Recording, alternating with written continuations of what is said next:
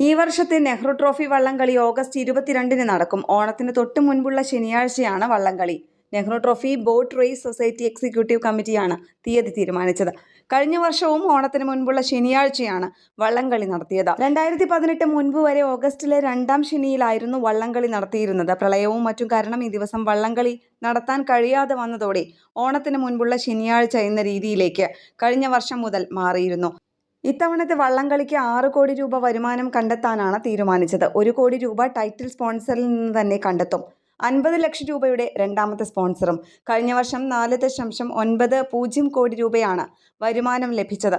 വള്ളംകളി നടത്തിപ്പിനേക്കാൾ കൂടുതൽ പണം ലഭിച്ചതോടെ LTBR സൊസൈറ്റി ചരിത്രത്തിലാദ്യമായി സഹായ പദ്ധതികൾ തുടങ്ങാൻ തീരുമാനിച്ചിരുന്നു.